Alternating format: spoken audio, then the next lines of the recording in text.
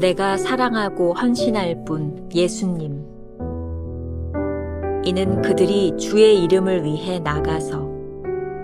요한 3서 1장 7절. 주님께서는 주를 향한 사랑이 어떻게 나타나야 하는가를 말씀하셨습니다. 네가 나를 사랑하느냐? 내 양을 먹이라. 다른 사람에 대한 주님의 관심에 당신을 맞추어야지 다른 사람에 대한 당신의 관심에 주님을 맞추면 안 됩니다. 고린도전서 13장 4절에서 8절은 사랑의 속성을 알려줍니다. 이는 하나님의 사랑이 우리를 통해 나타나는 것입니다. 예수님을 향한 나의 사랑은 실질적이어야 합니다. 그렇지 않으면 그 사랑은 감상적 허상일 뿐입니다. 예수 그리스도를 향한 충성은 내 마음속에 하나님의 사랑을 부으신 성령으로 인해 구속의 초자연적인 역사가 내 안에서 역사하는 것입니다. 그 사랑은 내가 만나는 모든 사람들에게 나를 통해 효과적으로 역사합니다. 사람들은 상식적으로 이러한 성령의 사랑의 사역이 믿어지지 않아 이를 잠시 나타났다가 사라지는 아침 안개 같은 능력이라고 생각합니다. 그러나 분명히 내 안에서는 성령이 역사하시기 때문에 나는 주님께 계속 충성하게 됩니다. 선교 헌신의 핵심은 이 세상에 살면서도 세상 그 어느 것에도 마음을 두지 않고 오직 주님께만 마음을 두는 것입니다. 그러면 주님께서는 내 마음을 붙드시고 일상적인 일들 가운데 놀랍도록 부지런히 역사하실 것입니다. 이때 내 마음은 주님의 마음과 연결되어 언제나 그분만 향해 있기 때문에 다른 것에 구속되지 않습니다. 외부적으로만 세상을 멀리하려는 것은 오히려 세상의 무언가를 향한 비밀스러운 애착이 아직도 남아있다는 증거입니다. 선교사의 충성은 그의 마음이 주 예수 그리스도의 인격에 집중적으로 열려 있는 것입니다. 주께서 하나님 나라를 세우기 위해 보내시는 사람들은 평범한 사람들이지만 성령의 역사에 의해 주님께 온전히 헌신된 사람들입니다. 김병삼 목사의 매일 만나 365, 오늘은 10월 18일 내가 사랑하고 헌신할 분 예수님이라는 제목으로 말씀을 나누겠습니다. 오늘의 주제, 헌신한다는 의미.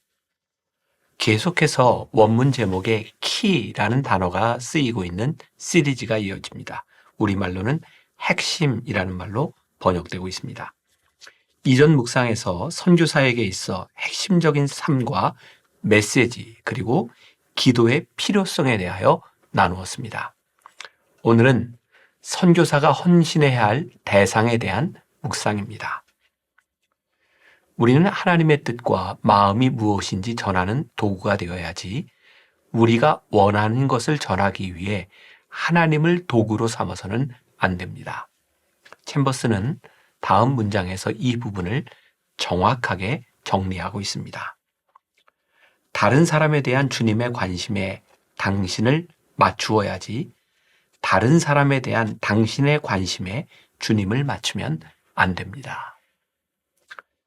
요한복음 21장에서 부활하신 주님이 제자들에게 나타나 명령하셨습니다. 내가 나를 사랑하느냐? 그러면 내 양을 먹이라. 주님께서 우리에게 주님의 양을 먹이라고 맡겨주셨습니다. 우리의 관심으로 우리가 원하는 양을 만드는 것은 주님의 명령이 아닙니다. 우리가 주님을 향해 헌신하고 충성한다는 것은 바로 이것입니다. 예수 그리스도를 향한 충성은 내 마음속에 하나님의 사랑을 부으신 성령으로 인해 구속의 초자연적인 역사가 내 안에서 역사하는 것입니다. 참된 헌신은 나에게서 나오는 것이 아닙니다. 성령께서 부어주신 하나님의 사랑으로 인해 나오는 것이 참된 헌신입니다. 놀라운 사실은 바로 그 사랑이 내가 만나는 사람들에게 가장 효과적으로 역사하신다는 것입니다. 오스왈드 챔버스의 책 기독교의 진리에 보면 이 부분을 이렇게 설명하고 있습니다. 당신이 유용한 사람인지 아닌지에 대하여는 고려하지 마십시오. 당신은 당신 자신의 것이 아닌 주님의 것임을 항상 기억하십시오. 오직 주께만 충성하십시오. 예수님의 부활 생명을 온전히 의지하면 하나님의 목적과 완전히 접목되는 곳에 이르게 됩니다. 이때 모든 의심과 질문은 사라지고 오직 하나님의 뜻을 위해 살아가게 됩니다. 당신은 그리스도의 부활 생명으로 살아가고 있습니까? 우리는 종종 성령의 역사를 잠깐 나타났다 사라지는 어떤 능력, 즉 안개와 같은 것으로 생각합니다. 하지만 우리가 주님께 충성하고 헌신하는 것은 그 성령님의 역사가 우리 안에 살아있기 때문임을 잊지 말아야 합니다. 오늘 묵상의 주제입니다. 선교사가 헌신하는데 가장 핵심적인 요소는 무엇일까요? 선교 헌신의 핵심은 이 세상에 살면서도 세상 그 어느 곳에도 마음을 두지 않고 오직 주님께만 마음을 두는 것입니다. 우리가 주님께 마음을 두면 주님께서는 우리의 마음을 붙들어 주십니다. 그리고 주님의 능력이 우리의 일상 가운데 역사하십니다. 우리의 마음이 주님께 연결되어 있다면 다른 외부적인 것들에 마음이 흔들리지 않을 것입니다. 역설적이게도 만일 우리가 세상에 대한 애착을 갖지 않기 위해 의식적으로 애를 쓰고 있다면 그것은 지금 온전히 주님께 마음을 드리지 않았다는 증거입니다. 오늘 묵상을 준비하면서 떠오른 한 사람이 있었습니다. 우리는 1907년 평양 대부흥운동을 잘 알고 있지만 이 놀라운 회개와 부흥운동의 도화선이 되었던 하디 선교사는 잘 알지 못합니다. 하디 선교사는 의료 선교사로 열심히 한국에서 선교 활동을 펼쳤던 분이죠. 하지만 그의 열심은 자신의 기준으로 한 열심이었고 그의 헌신적인 노력이 하나님 앞에서 아름다운 열매를 맺지는 못했습니다. 그러던 어느 날 원산에서 집회를 인도할 때였습니다. 하디 선교사는 성령의 강권하심에 따라 그의 마음을 온전히 주님 앞에 두기 시작했고 그 결과 그는 자신의 오만과 교만으로 사역했던 과거를 회개합니다.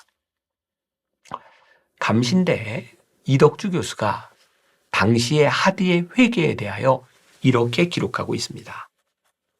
성령께서 내게 임하시어 첫 번째로 명하신 것은 내가 선교사 생활의 대부분 시간을 할애하였던 그곳 사람들 앞에서 내가 실패하였다는 것과 그 실패의 원인이 무엇인지 밝히라는 것이었습니다. 이는 괴롭고 창피한 일이었습니다만 하나님께서 오늘날 보다 많은 사람들을 구하여 내시려고 이 일을 선하게 여기시어 감당하게 하셨습니다. 지난 수년 동안 나는 한국인들이 죄를 깨닫고 회개한 후 믿음의 열매를 맺게 되기를 갈망하였습니다. 그러나 지금까지 일해오는 동안 단순하면서도 분명하고 오래 지속되는 그런 회개를 본 적이 없었습니다. 내가 아는 대부분의 사람들은 이런 것을 지식 수준에서 받아들일 뿐 이를 실제적으로 생생한 체험으로 받아들였다는 것을 보여주는 사람은 아주 적었습니다. 선교사가 토착교인들 앞에서 자신의 실수와 잘못을 공개적으로 인정한다는 것은 하디의 표현대로 괴롭고 창피한 일이었습니다. 그러나 하디는 강력한 성령의 지시에 따라 자기 잘못을 고백합니다. 그리고 이런 진솔한 회개가 토착교인들 사이에서도 일어나기를 기대합니다. 결과는 그 기대 이상이었습니다. 선교사의 진정한 헌신과 충성은 온 마음이 주님께 집중되어 인격적으로 열려야만 가능합니다. 챔버스의 묵상에서 인격적이라는 말이 자주 등장합니다. 하나님께서 우리에게 원하시는 헌신은 일방적이거나 강압적이지 않으시다는 말입니다. 인격적이라는 말은 동등한 관계에서 복종하는 것, 즉 순종을 의미합니다. 오늘 묵상의 마지막 문장이 참 좋습니다. 주께서 하나님 나라를 세우시기 위해 보내시는 사람들은 평범한 사람들이지만 성령의 역사에 의해 주님께 온전히 헌신된 사람들입니다. 우리가 기억해야 될 한 줄 노트. 하나님은 우리 일의 도구가 아닙니다. 선교사는 하나님의 일에 도구로 쓰임받는 사람입니다. 오늘 하루 이런 질문을 가지고 살아봅시다. 당신은 하나님의 일을 위해 보내심을 받은 도구라고 확신합니까? 아직도 나의 일을 이루기 위해 하나님께 기도하고 있습니까? 기도하겠습니다. 오늘 말씀을 통해 진정한 헌신이 무엇인지를 깨닫게 하셨습니다. 진정한 헌신은 내 일을 위하여 하나님을 도구로 사용하는 것이 아니라 하나님의 도구로 우리가 온전히 쓰여지는 것입니다. 하나님, 우리들의 마음 가운데는 우리의 생각, 우리의 주장, 우리가 하고 싶은 일들이 참 많이 있습니다. 우리는 우리의 열정을 헌신이라고 포장할 때도 참 많이 있습니다. 그렇게 열심히 하는데 우리들에게 열매가 없는 것은 하나님께서 우리 안에 역사하시지 않기 때문입니다. 오늘 하루를 시작하며 우리의 열심이 아닌 하나님의 열심이 우리 안에 들어오게 하시고 하나님의 열심으로 인하여 진정으로 헌신된 하루를 살아가며 우리 속에 역사하시는 성령님을 간증하는 하루가 되게 하여 주옵소서. 예수님의 이름으로 기도했습니다. 아멘.